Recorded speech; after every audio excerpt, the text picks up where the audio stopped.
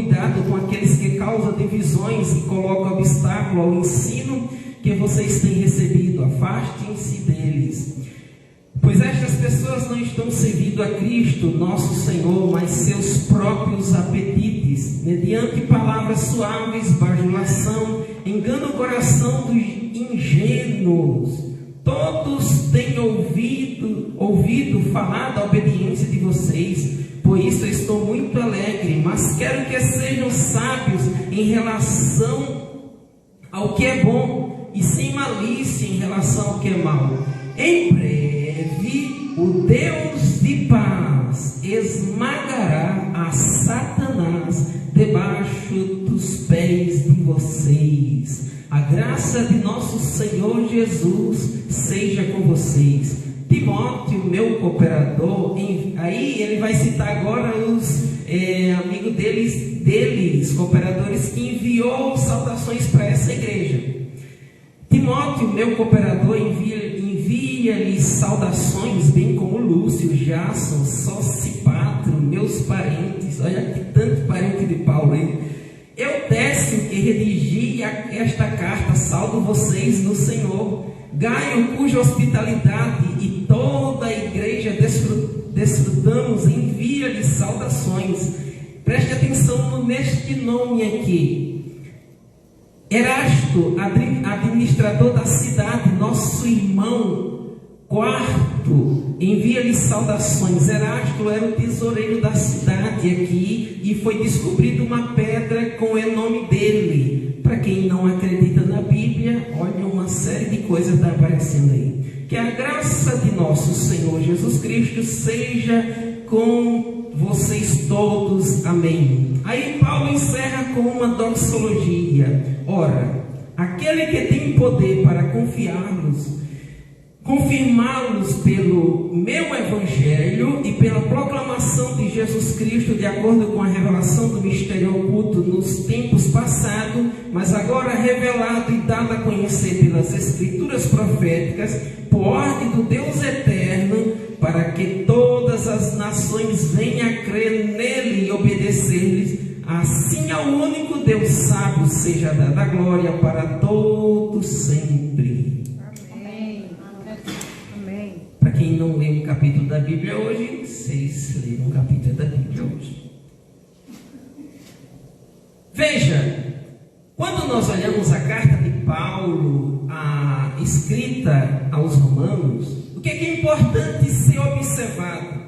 É importante que nós observemos que essa carta ela foi escrita aí no ano 57 e não tem nenhum problema se 56 ou 58, é porque essas datas não são precisas. Então, a preferência é para o ano 57. Quando nós olhamos, nós vamos ver que Paulo tinha alguma intenção ao escrever essa carta. Ele não é fundador dessa igreja e não sabemos quem fundou ela. E aí o que nós temos que deve ser observado? É importante também entender que quando Paulo ele vai enviar por alguém essa carta, Paulo ele vai fazer uma descrição do que é o Evangelho. Então ele pretende levar para aquela igreja coletas que ele fez em Corinto. Essas coletas, essas arrecadações eram para os pobres que estavam em Jerusalém. Então Paulo quer enviar e ele mesmo quer levar essas coletas. E aí o que acontece? Só que ele quer ir até essa igreja e ele quer mostrar para essa igreja que ele precisa de ajuda para que ele possa fazer uma campanha missionária, que a gente vai ver no capítulo 15, que ele quer ir à Espanha pregar o evangelho nessa região, porque lá tinha uma grande concentração de aristocratas, de imperadores, tinha uma grande concentração de pessoas poderosas. Era uma estratégia de Paulo para alcançar os mais ricos. Então ele queria chegar até a Espanha para pregar, mas para isso ele precisava de suporte financeiro, para isso ele precisava de ajuda. Então ele quer escrever para essa igreja de Roma e ele vai fazer uma apresentação, e aqui é um dos propósitos dessa carta, a fazer uma apresentação do que é o evangelho Evangelho, para que eles observem e vejam que ele tem um conteúdo para transmitir, e aí ele vai escrever essa carta. Uma outra intenção é também apaziguar algumas divisões, algumas brigas que estava tendo dentro dessa igreja entre judeus e gentios, e os gentios era a sua grande maioria. Então Paulo ele tem essa intenção, e ele vai iniciar a sua carta no capítulo 1, ele vai iniciar mostrando o que é o Evangelho. Então ele vai mostrar, você pega do capítulo 1, dos versos 1 a 7, você vai ver Paulo fazendo uma apresentação do que é o Evangelho. E o Evangelho não é um conceito, não é uma ideia, não é um pensamento positivo, não é uma ideia pragmática daquilo que pode dar certo. O Evangelho é uma pessoa, e ele está exatamente apresentando isso. E ele vai dizer que conforme as Escrituras e aquilo que foi profetizado no Antigo Testamento, esse Jesus Cristo nasceu conforme a geração de Davi. Ele vem dessa linhagem, e ele veio segundo a carne, e ele diz: esse Evangelho é uma pessoa. E aí ele vai mostrar, dos versos 8 em diante, ele vai fazer agradecimentos, ele faz oração por essa igreja, ele tem desejo de apresentar algum dom espiritual, mas ele vai dizer algo interessante, e aqui ele vai mostrar qual é o tema principal da carta, qual é o centro, o assunto principal da carta, que é a justiça de Deus. Então, quando nós olhamos o texto, ele vai não apresentar a si mesmo, ele não apresenta suas credenciais, dizendo eu sou isso, eu sou aquilo. Ele vai dizer: eu, servo de Cristo. A palavra aqui é escravo de Cristo.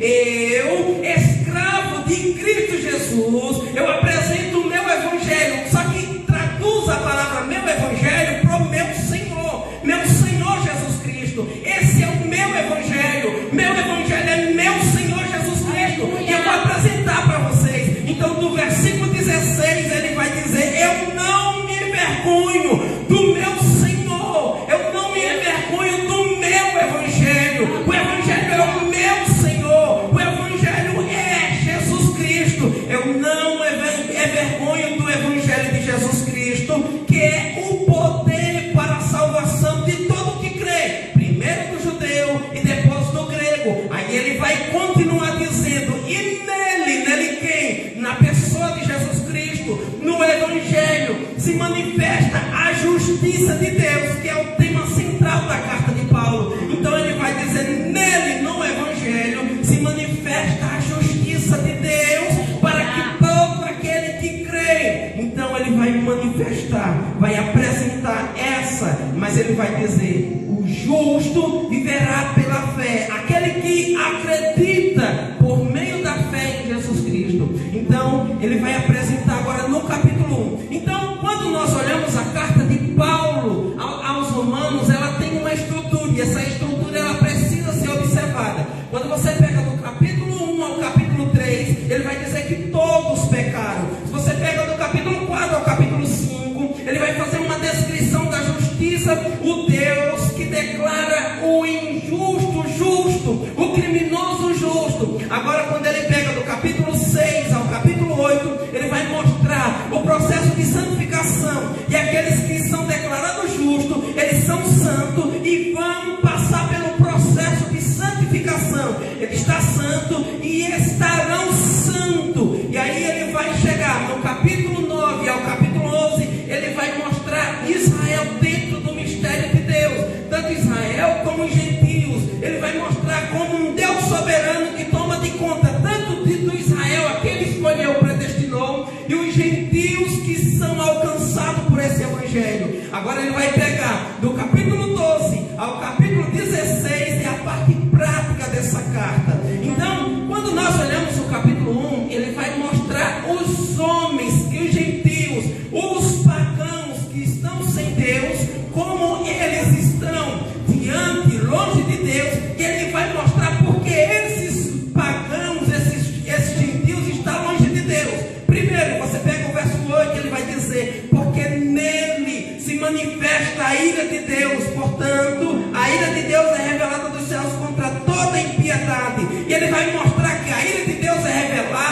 e vai ser revelada. Mas esse ímpio que é pagão, ele não quer o reconhecimento de Deus. Por quê? Porque ele rejeita a verdade, ele segura a verdade. A palavra lá para detém a verdade é aquele que segura com a mão, impede e diz: eu não quero essa verdade. Ele rejeita a verdade. Mas tem uma outra coisa que acontece aqui. Esse pagão, ele rejeita a manifestação visível por meio da criação, que mostra a existência de Deus. Então esse pagão, ele rejeita essa revelação de Deus por meio da criação, porque o texto que ele mostra aqui é o Salmo 19, onde diz que os céus declaram a glória de Deus. Então os céus anunciam que existe um ser, existe um Criador, e esses gentios, ele tem essa revelação de Deus, mas ele rejeita essa revelação de Deus. Por isso, quando você pega o capítulo 1, você vai ver esse homem em declínio, em queda livre. Então os gentios, os pagãos, estão longe de Deus, porque rejeita a verdade de Deus e porque rejeita a revelação de Deus sobre a criação. O Deus que faz nascer o sol sobre todos, o Deus que faz descer a chuva sobre todos, sobre maus, sobre bons, sobre justos, sobre injustos. É essa revelação de Deus em que Paulo está descrevendo aqui. Então nesse capítulo 1 ele mostra como os gentios estão em pecado. Só que no capítulo 2 Paulo vai mostrar agora que os judeus que têm religião, que têm a tradição, que têm a lei, eles rejeitam. Mas eles rejeitam por quê? Eles estão em pecado por quê? Porque eles têm toda essa aliança, mas eles não vivem conforme a aliança. Eles acreditam numa coisa e vivem outra. Então Paulo vai dizer: você que diz, mas só lê o capítulo 2, eu vou parafrasear o que está lá. Ele diz: você que condena o adúltero, mas você adultera. Você que condena aquele que se prostitui, mas você prostitui. Você que condena aquele que furta, mas você furta. Você é o importa. Essa é a ideia que Paulo está trazendo. Mas tudo isso ele está dizendo o seguinte: que tanto judeus, tanto gentios quanto judeus, todos pecaram. Quando você pega o capítulo 3, você vai ver a conclusão de tudo que Paulo disse no capítulo 1 e no capítulo 2. E o que é? Todos pecaram, ou seja, todos são farinha do mesmo saco. Todos estão debaixo, todos foram destituídos da glória de Deus, estão debaixo do pecado, e todos agora não estão diante da presença de Deus. Por quê? Você pega o capítulo 3, você vai ver uma descrição que está lá no capítulo 14 do Salmo, o Salmo 14, o Salmo 53, ele vai mostrar que não há Deus, não há justo, não há um sequer, não há um que faça o bem, e ele vai mostrar que todos são sepulcro caiado, garganta que estão abertas para falar mal, e ele está dizendo que não há nenhum justo, não há ninguém que faça o bem. Esse é o conceito. Nós estamos numa época em que ninguém sente mais culpa, porque sentir culpa é psicologicamente deprimente. Então dizer que sente culpa é algo pesado para a sociedade. Isso é tipo de é possível ser cancelado sentir culpa, mas ninguém mais dá nome aos bois. Clarice Lispector, ela traduziu um livro, e nesse livro diz o seguinte: a ideia é a seguinte: hoje, nesse tempo, nessa modernidade, ninguém mais sente, ninguém sabe mais o que é pecado. Todo mundo tem ansiedade, todo mundo está com depressão, todo mundo está estressado, todo mundo está sentindo alguma coisa, mas ninguém mais peca, ninguém tem mais pecado. E essa é a ideia, porque todo mundo, Paulo está dizendo, todos estão culpados, todos estão debaixo do pecado. Há 10 anos atrás, um jovem estudante de psicologia, ele saiu da faculdade e no carro ele atropelou um ciclista.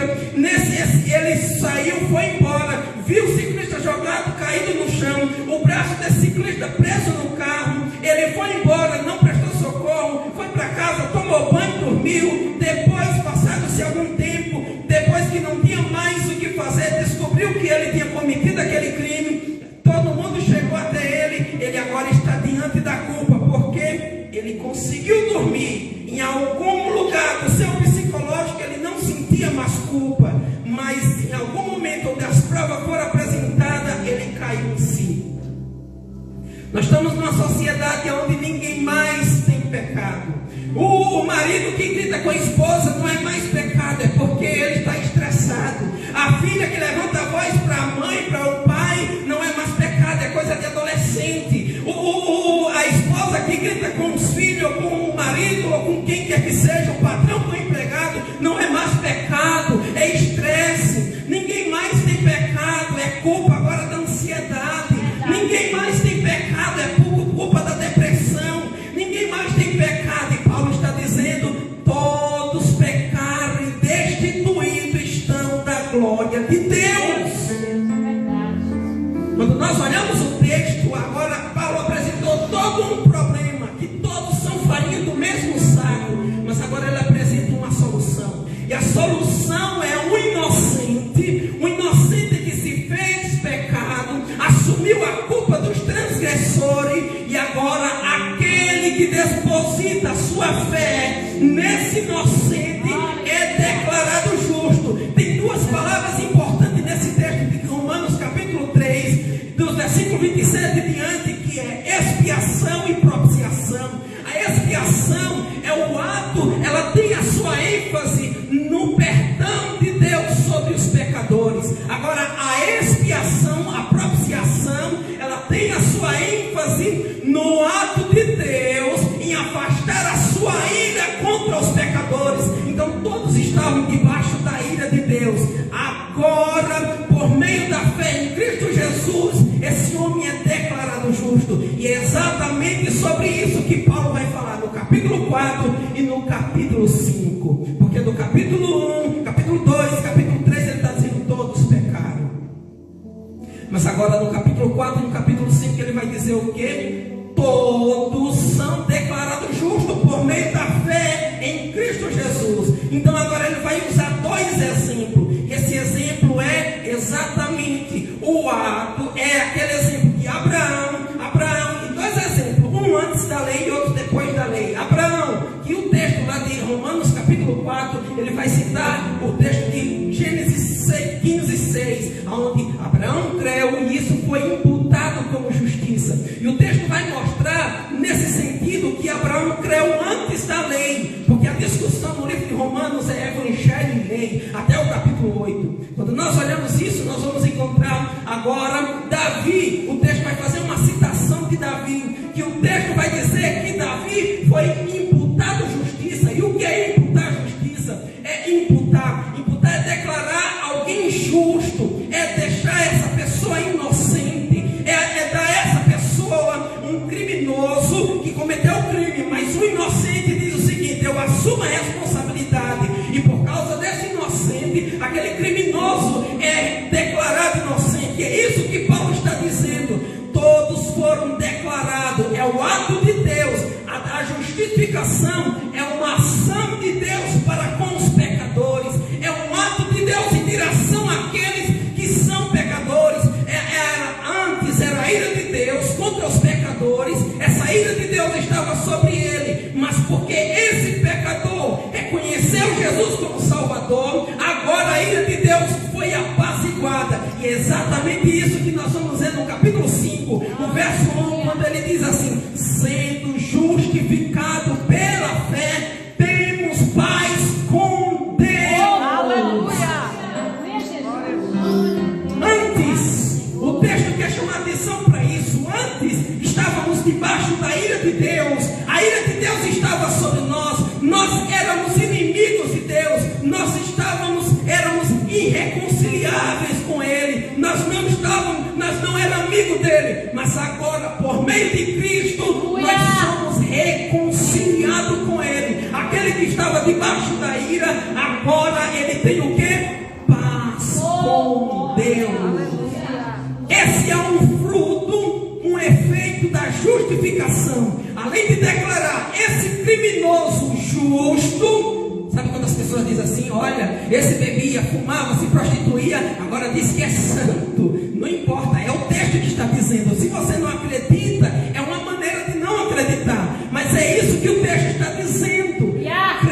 Eu creio em Jesus Cristo, e a partir de hoje ele diz: você é justo, não com base, é isso que 4 e 5 de Romanos quer dizer, não com base nos meus méritos, mas com base nos méritos de um inocente. O inocente se fez culpado para assumir a culpa dos transgressores. Então, agora, esse homem que era inimigo de Deus, agora que estava debaixo da ira de Deus, esse homem agora é amigo de Deus. Só que tem outra coisa, esse homem agora desfruta da glória de Deus. É só ler o capítulo 5, a continuidade do capítulo 5. Você vai ler, ele vai dizer: você está debaixo da glória de Deus. Há uma manifestação da glória sobre aqueles que creem na justiça de Deus. Só que tem outra coisa também que é acompanhada com esse que é declarado justo: tribulação. Alguém foi abençoado? Ninguém foi abençoado. Mas está no texto. O problema de vocês que não crêem no texto, está lá no texto: tribulação. Acompanha aqueles que são declarados justos. Mas ele diz: mas a tribulação produz a paciência. A paciência produz a perseverança. A perseverança produz o que? A esperança. Louvado seja o nome de Jesus. Tudo isso por causa do nome de um inocente, um defunto que ressuscitou ao terceiro dia. Louvado seja o nome de Jesus. Toda a glória de Deus está exatamente debaixo da autoridade de um homem que morreu e ressuscitou ao terceiro dia. Só que Paulo prossegue. Você vai pegar agora do capítulo 6 ao capítulo 8. Paulo vai falar de santificação. É o ato em que Deus trabalha e vai modelar. Só que tem uma coisa: você precisa ler o capítulo 6 com o capítulo 7 junto. Você vai encontrar no capítulo 7, você não vai encontrar a menção ao Espírito Santo. Mas tem um porquê. Quando você olha o texto,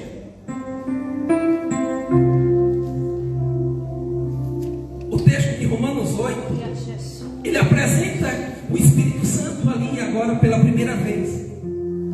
Só que no capítulo 6 ele vai mostrar de Romanos como esse pecador agora não está mais sob o poder do pecado. Ele não está mais sob o poder de Satanás. Paulo vai dizer aos Colossenses que ele foi transportado do reino das trevas para o reino da luz. No capítulo 6, no verso 1, ele está dizendo: você que reconheceu a Jesus como Salvador, você não está mais debaixo do domínio do pecado. Você não está mais debaixo do domínio de Adão. Só que tem um problema. No capítulo 7 está o problema. É que Paulo vai dizer que o bem que eu quero fazer eu não faço, mas o mal que eu não quero fazer, esse sim eu faço. E agora tem uma confusão aqui, porque há um conflito. Deixa eu dar uma palavra abençoada para a sua vida. Se você é cristão de verdade, você está em conflito constante. Conflito porque não pertence a esse mundo. Se você é um cristão e não tem conflito, tu não é um cristão. Essa é a palavra abençoada. Ninguém foi abençoado. Ninguém deu glória a Jesus. Quando você pega o capítulo 8, agora vem o porquê. No capítulo 6 não tem o Espírito Santo. No capítulo 7 não tem o Espírito Santo. No final do capítulo 7, Paulo vai dizer: miserável homem que sou, que me livrará do corpo dessa morte. Aí você vai chegar no capítulo 8 e ele vai dizer assim: nenhuma condenação há para os que estão em Cristo Jesus, que não vive, que não anda segundo a carne, mas segundo o Espírito. A palavra andar aqui é aquele que não se entregou, é aquele que não se entregou aos desejos.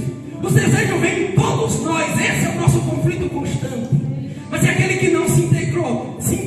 Na sexta-feira eu conversava aqui com os homens e nós conversávamos e nós falávamos do tempo quem não se lembra, que é da época do El Chan, Pouquinha na Garrafa, dos Mamonas Assassinas. 15 anos depois nós tivemos o resultado daquela geração, a geração promíscua. Só que por algum motivo essas músicas estão voltando e todo mundo está se entregando a essa libertinagem. Por quê? Porque não luta contra a vontade da carne. Só que eu conversava com eles, dizia o seguinte: antes as pessoas ouviam o El Chan no Domingão do Faustão, ouviam o El Chan lá no Gugu Liberato, ouvia Mamonas Assassinas no domingo uma vez por semana. Agora todo mundo pode ver a Anitta pornograficamente num clique no celular.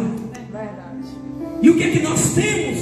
Uma luta constante. E Paulo está dizendo: aquele que não anda sem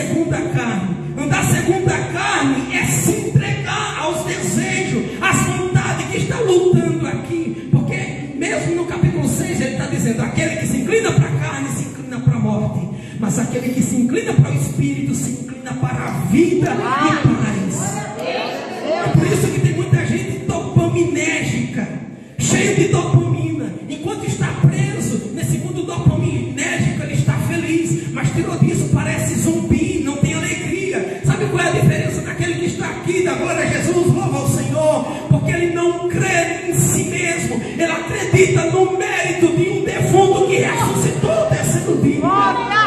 Então ele diz: nenhuma condenação há para aqueles que estão em Cristo Jesus. Só que tem uma coisa, e é isso que Paulo está discutindo no capítulo 6, no capítulo 7, no capítulo 8. É que aqueles que reconhecem Jesus como Salvador, eles são santos, mas eles são santos não plenamente aqui. Existe uma santificação plena, aonde chegará no dia da redenção plena. E Paulo, no verso 18 do capítulo 8, vai dizer: nós ansiamos pelo dia da reconciliação. A nossa alma geme, o nosso espírito geme, e é por isso, e aqui você precisa se alegrar por isso, porque lá no verso 26 ele diz assim: o Espírito Santo geme, o Espírito Santo intercede por nós com gemidos inexprimíveis. Meu Jesus, só que ele diz uma coisa: além do Espírito Santo estar conosco, ele diz: você não precisa temer. E é isso que ele vai descrever nos versos 28 em diante, porque ele diz: quem tentará alguma acusação contra os escolhidos de Deus? Se é Deus quem o justifica, aleluia! Quem afastará? Quem é a angústia? É a tribulação? É a nudez? É o frio? É a espada? Ele diz: nada, nada, nem a morte, nem a profundidade, nem o inferno, nenhuma criatura afastará. Aleluia! Paulo continua. No capítulo 9 ao capítulo 11, Paulo agora vai falar de um Deus soberano. E esse Deus soberano ele descreve no capítulo 9, dizendo o seguinte: que Israel não quis a salvação, ele rejeitou a Deus. Só que ele vai dizer que Deus escolheu Israel, ele predestinou Israel. E a minha palavra aqui de predestinação não é discurso de calvinista ou arminiano, não estou entrando nesses conceitos, estou falando da Bíblia. E a predestinação, Deus predestinou Israel, então Deus escolheu Israel para a salvação. Só que ele escolheu pessoas para a salvação. E eu, mais uma vez, não estou entrando no mérito de Calvino ou Armínio, nenhum desses camaradas, estou nem aí para eles. Mas o texto, ele vai mostrar que pessoas, que há uma escolha de Deus. Agora tem um ponto, e nós estamos em um culto de missões. Como nós não sabemos quem é escolhido por Deus, quem é predestinado por Deus, qual é a incumbência da igreja? Evangelizar. Aleluia! É verdade. Nós não sabemos. Um Deus soberano, que escolhe pessoas, mas nós não sabemos quem é escolhido por Deus. Então, a igreja precisa evangelizar, ganhar pessoas para Cristo. Quando você pega o capítulo 10 ao capítulo 11, o que é que vai acontecer ali? No capítulo 10, no capítulo 11, no capítulo 10, Paulo vai mostrar que os judeus que têm lei, eles rejeitaram o Messias, o Salvador. Mas ele diz assim: eu tenho uma oração no meu coração. E ele disse isso no capítulo 9. E a minha oração é que vocês se convertam, volte para Deus. No capítulo 10 ele vai dizer: mas se com sua boca confessar e no seu coração crer que Jesus morreu e ressuscitou dentre os mortos, será salvo. Porque toda a lei se cumpre em Cristo. Esse é o argumento de Paulo. Mas no capítulo 11 Paulo vai dizer o seguinte: que o judeu se afastou, ele caiu, distanciou-se de Deus. Mas ele está discutindo lá e está dizendo o seguinte: você, gentil, que se acha Deus escolheu, não se ache. Porque se Deus que tirou a videira, por que ele não pode abater você? Todos são escolhidos, no sentido de que Deus escolheu os judeus e os gentios. Mas judeus, ou Israel é a base para os gentios. Paulo tem uma discussão tremenda, que é o mistério. E o mistério aqui é essa discussão entre o Deus soberano que escolhe pessoas ninguém sabe quem Deus escolheu. Então, diante do mistério, nós conhecemos coisas. É possível conhecer aquilo que Deus revelou na sua palavra, mas existem coisas que não estão dentro da nossa alçada.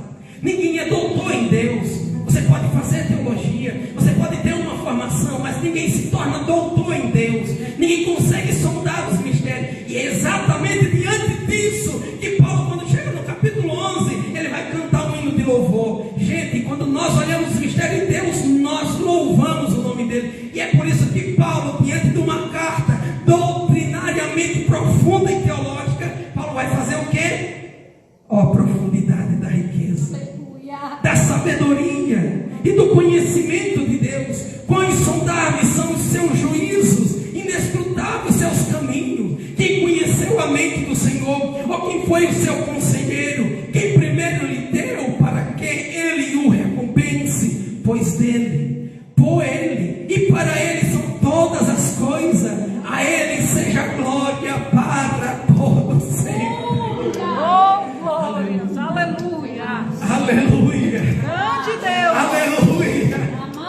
Irmãos, Paulo agora encerra a parte mais doutrinária da sua carta. E ele vai chegar para a parte prática da sua carta. Só que ele começa dizendo algo interessante. Por quê? Porque ele está discutindo. E quando ele começa o capítulo 12, ele está dizendo: portanto, meus irmãos, rogo pelas misericórdias, pelas compaixões de Deus, que apresenteis os vossos corpos em sacrifício vivo, santo a Deus, que é o vosso culto racional. Paulo diz: não se amolde a este mundo, a este século, ao padrão que o mundo já estabeleceu, mas se apresente a Deus. No Antigo Testamento o homem oferecia um sacrifício morto. Agora Paulo está dizendo que o sacrifício agora é vivo. E outra, o sacrifício agora é de pessoas. São vocês. O sacrifício é você que é o sacrifício para Deus. Agora preste atenção nessa palavra. Se você não prestar atenção nisso aqui, você não vai entender o que está acontecendo no capítulo 16. Porque eu li o texto aqui e todo mundo ficou boiando aí, voando na maionese, não sei. Paulo está dizendo: apresenteis os vossos corpos em sacrifício vivo. O que isso quer dizer? Serviço. Serviço para Deus. Se apresente em serviço. E o que é que nós vamos encontrar? Paulo vai mostrar aqui. E ele vai dizer: uns foram dados esses dons. Ele vai fazer uma lista de dons, uma lista limitada, mas ele apresenta. E nessa lista ele vai dizer que esses dons estão aptos para o quê? Para o serviço e para a cooperação no culto. Mas tem uma coisa interessante no capítulo 12. O capítulo 12, quando você pega do verso 9 ao verso 16, ele vai mostrar como você cultua. Agora preste atenção, que a gente não liga esse culto racional ao restante do texto. Preste atenção nisso aqui. Quando você olha o serviço, o culto racional, o que é um culto racional? Pegue o capítulo 9, o verso 9 ao verso 16, ele vai dizer: dedique-se uns aos outros. Ele vai mostrar como nós manifestamos o amor para com os da igreja. Esse é um culto racional. Como é que nós manifestamos o amor para aqueles que estão dentro da igreja? Isso é um culto racional. É um serviço a Deus. O culto é um serviço prestado a Deus. Agora, quando você pega do capítulo verso 17 ao verso 21, ele vai mostrar como você cultua, demonstrando o seu amor para aqueles que não são cristãos. E ele diz: não vingue, porque a vingança pertence a Deus. Vingar é para bode. Vocês não são bode, são ovelhas. Ninguém foi abençoado. Ninguém foi abençoado dessa vez. Bode é quem devolve na pancada. Paulo está dizendo: vocês são ovelha. Ovelha vai perante ao matador, muda, calada. Ninguém foi abençoado. Eu vou tomar uma água enquanto vocês. Glória a Deus.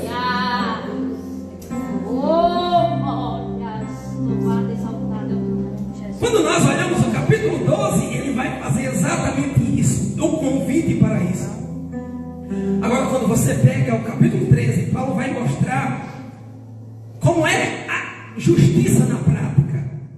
Veja, aquela pessoa que foi declarada justa, justo, veja, se é justo, agora ele tem ato de santidade. E esse ato de santidade é em relação ao próximo, é com Deus, o próximo e consigo mesmo.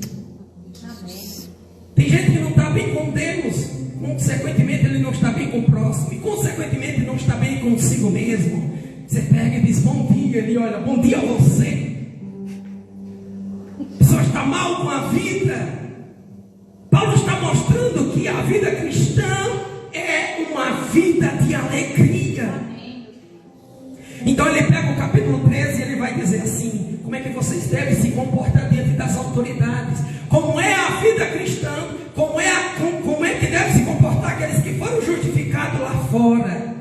Como é que aqueles que foram justificados manifestam sua justiça no dia a dia com as autoridades? Ele diz: a quem tributo, tributo, a quem imposto, imposto, a quem renda, renda. É só ler o capítulo 13.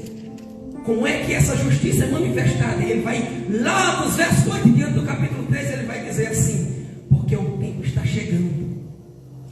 Não se entregue a orgias e a promiscuidade sexual, porque o justo juiz virá. Ele virá para trazer o juízo perante todos. Se revista como filhos da luz, não como aqueles que estão em trevas, em orgias, imoralidade sexual, bebedeiras. Ele vai desencadear toda essa estrutura dizendo: essa é a vida daqueles que não têm esperança em Jesus. Agora o capítulo 14 ele vai dizer algo interessante, porque a discussão no capítulo 14 é o seguinte: é certo ou errado? Pode ou não pode? Quem não fez essa pergunta? Pastora, pode isso? Ou pastor, isso pode ou não pode? Essa é a discussão no capítulo 14. E a ideia lá é: você não deve se prender àquilo que é secundário, mas o que é prioridade. E a discussão lá entre, lembra-se que a igreja é formada de judeus e gentios, e os gentios são a maioria, e tem um problema de divisão aqui. Então Paulo está dizendo: priorize. Quer você beba, quer você coma, quer que faça qualquer outra coisa, faça isso para a glória de Deus. Aleluia. No capítulo 15 ele encerra dizendo o seguinte, dando conselhos para aquela igreja, solicitando aqueles irmãos que tenham esperança, porque no capítulo 15 ele vai mostrar que tudo que foi escrito, para o nosso ensino foi escrito, para que pela consolação das escrituras tenhamos esperança. Então ele vai mostrar isso. No verso 5 ele diz: o Deus que concede perseverança e ânimo, dá-lhe o espírito de unidade. E alguém foi abençoado. Nós estamos com um lema aí esse ano: relacionamento, unidade na igreja. E Paulo está dizendo: olha, quem foi justificado tem ânimo, tem alegria, tem unidade, não se divide. Glória a Deus, aleluia. Então Paulo aqui no capítulo 15 ele vai fazer uma solicitação financeira: me ajude, porque eu quero ir pregar o evangelho lá na Espanha. Ele quer lá fazer, ele quer fazer da igreja de Roma uma base missionária para que dê suporte para ele pregar lá na Espanha. E aí nós chegamos no capítulo 16. Agora eu vou começar a pregar. Estou brincando, estou brincando. Meu irmão que já quer dizer: vou tomar uma água aqui. Eu já perdi a... Não tem voz. Acabou já. Oh, glória a Jesus. Eu só tenho duas observações no capítulo 16.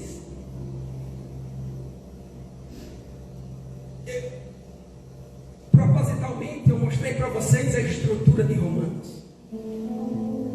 O texto tem uma estrutura, o texto tem um sentido, e eu não dou sentido ao texto. Eu preciso buscar o sentido do texto, o significado do texto, e qualquer um de vocês pode fazer isso. Você não precisa ser formado em teologia, você não precisa ter capacidades acadêmicas para isso. Você pode fazer isso. Porque buscar o sentido do texto é encontrar a voz de Deus. O sentido do texto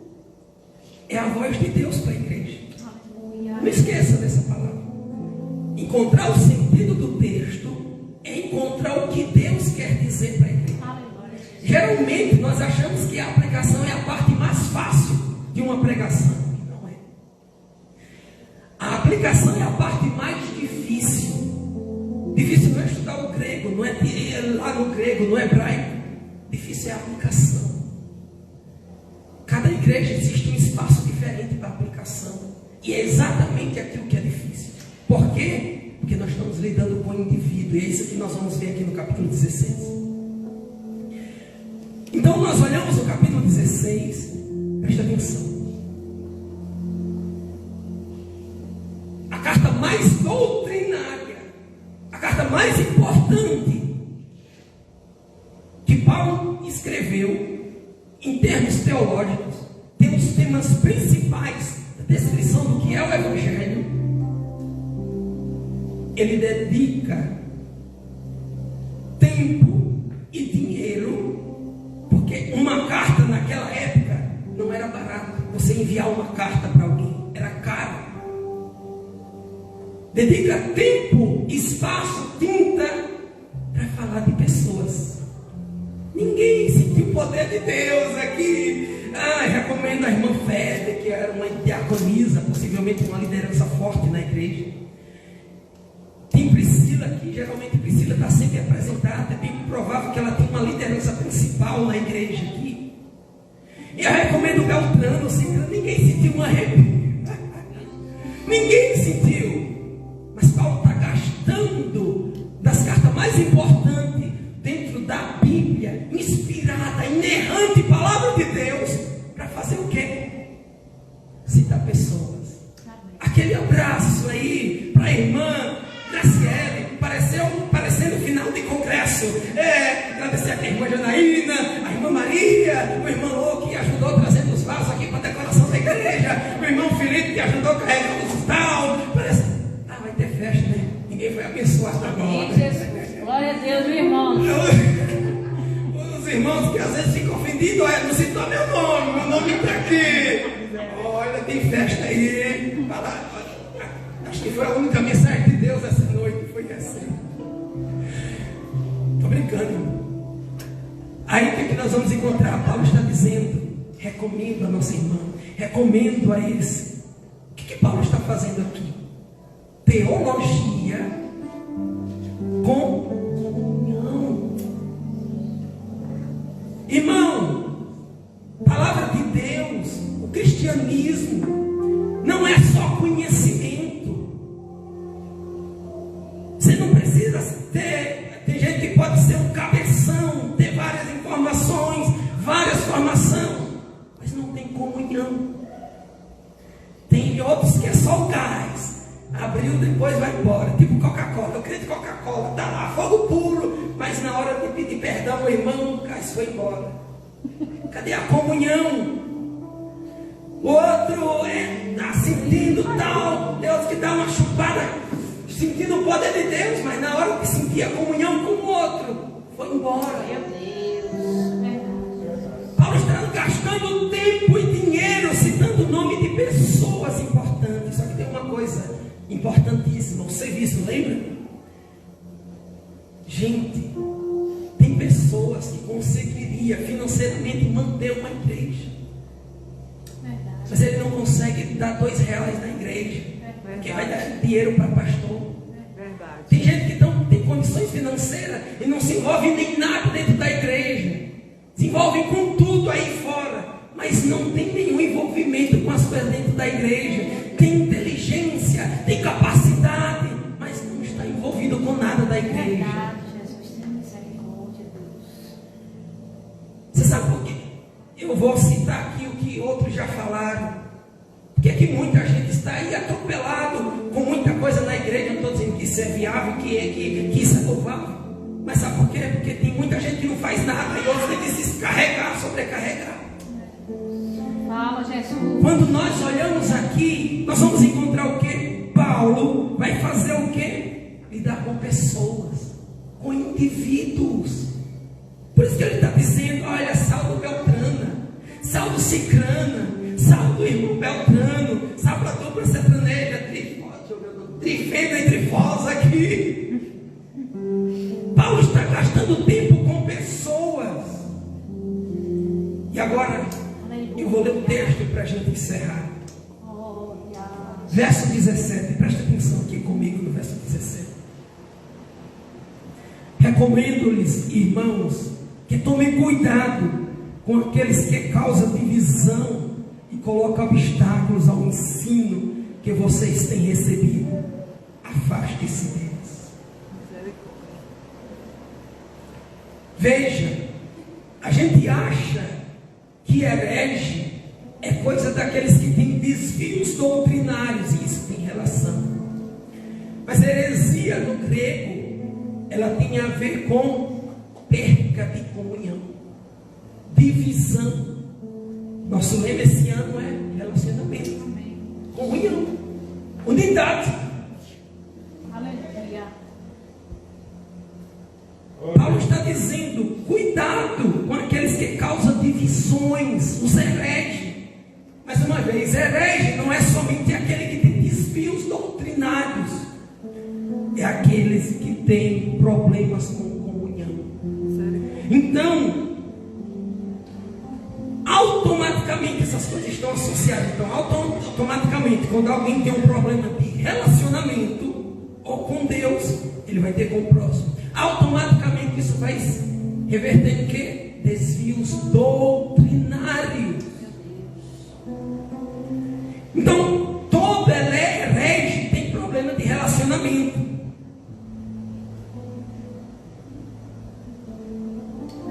O narcisista não para em canto nenhum, em igreja nenhuma. Ele tem problema com relacionamento. Por favor, eu não estou aqui dizendo alguém que saiu de um lugar onde ele está se sentindo oprimido, porque nós temos o que? Liderança opressora. E tem gente que está com problema quanto a isso. Não é isso que eu estou me referindo. Tem pessoas, nós temos um número crescente de desigrejados no país. E muitos deles existem problemas com relação à sua liderança. Só que o narcisista, ele tem problemas de relacionamento. Ele não para em lugar nenhum. Por quê? Porque ele tem problema com comunhão. Primeiro com Deus, segundo com o próximo. Então, o herege, a pessoa, toda pessoa com problema de relacionamento sério, ela tem problema doutrinário. Veja, quem não tem relacionamento com Deus, automaticamente não vai ter com o próximo. Ele não ama o seu irmão. Então Paulo está dizendo aqui, recomendo-lhe, irmãos, tomem cuidado com todo aquele que causa divisões e coloca obstáculo ao ensino. Tem gente que olha e diz, olha, aquilo ali que eu estou ensinando. A pessoa não, veja, você discordar, qualquer um pode sair discordando. Pergunta é, você tem bagagem para discordar? Tem gente que sai discordando de tudo e não sabe de nada. Como já dizia Renato Russo, fala muito do que não sabe, fala mais do que não tem nada a dizer. Ele está dizendo agora, olha o verso 18, pois estas pessoas não estão servindo a Cristo. Quem impedir aqueles que estão seguindo? Nem faz na igreja quem impedir os que faz alguma coisa. Não coopera com nada na igreja. Meu Deus. Aí ele nunca dizimou, nunca ofertou. Eu posso falar essas coisas aqui, né? Depois ser disciplinando. Nunca cooperou com nada da igreja. Mas ué, estão comprando isso? Mas pode. Mas estão comprando aquilo. Nunca cooperou com nada na igreja. Está lá causando divisão. É Deus. Desse jeito. Quando nós olhamos Paulo está gastando tempo com o quê? Com doutrina, com pessoas e com cuidado. Eu encerro lendo o texto que encerra esse capítulo. Ora, aquele que tem poder para confirmá-los pelo meu evangelho. Presta atenção. O meu evangelho não é um conceito de Paulo. É aquilo que eu estou escrevendo. Não é isso que Paulo está dizendo. Quando você vai estudar o texto e vai extrair do texto, que tem um termo técnico para isso, nós não vamos falar disso.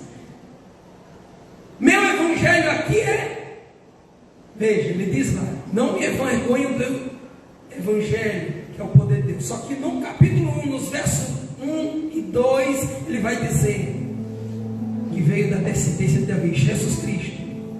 Ele está dizendo, o evangelho é uma pessoa. Então ele está dizendo, eu não me envergonho da pessoa Jesus Cristo. Naquele contexto, chamar outro de irmão era um problema sério. Mas Paulo está dizendo: agora, aquele que tem poder para confirmá-los pelo meu evangelho, ou seja, pelo meu Senhor. E ele apresenta suas credenciais. Quais as credenciais de Paulo? Eu sou escravo. Não é como alguns, às vezes eu vejo alguns dizendo: eu tenho a paixão, eu sou ministro. Quando você olha a palavra ministro no Novo Testamento, é aquele que é escravo, que é servo. Eu sou ministro de Cristo. Ninguém foi abençoado dessa vez. Paulo está dizendo: eu sou escravo de Cristo. Quando ele está dizendo: eu sou ministro, eu sou escravo de Cristo. Amém. Então ele diz: o meu evangelho, pela proclamação de Jesus Cristo, de acordo com a revelação do mistério oculto nos tempos passados, mas agora revelado e dado a conhecer pelas escrituras proféticas, por ordem do Deus eterno, para que todas as nações venham a crer nele e obedecer-lhe. Assim, ao único Deus sábio seja dada a glória para todos sempre. Amém. Glória a Deus.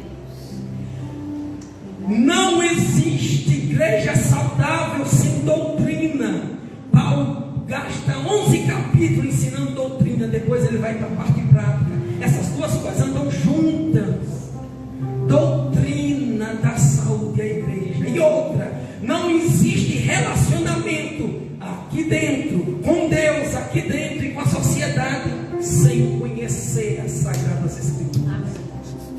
Que Deus em Cristo continue abençoando os irmãos. Esse evangelho, que é a manifestação da justiça de Deus. Aqueles que são justificados, são declarados justos, têm uma atitude santa, e a sua atitude santa e justo agora é justo para com os da igreja, para com os de fora, na sociedade. Automaticamente é esse relacionamento com Deus. Que Deus abençoe os irmãos. Aleluia. Santo, santo, santo é o Senhor. Aleluia. Porque dele, por ele, para ele são todas as coisas. Porque dele, por ele, para ele são todas as coisas.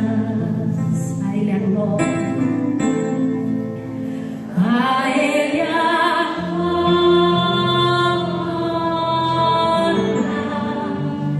A ele a glória. A ele a glória para sempre. Amém. Glória a Deus, aleluia. Amém, meus amados. Quantos estão sentindo a graça e a presença do nosso Senhor? Louvado seja o Senhor por esta ministração que veio do seu coração aos nossos corações nesta noite.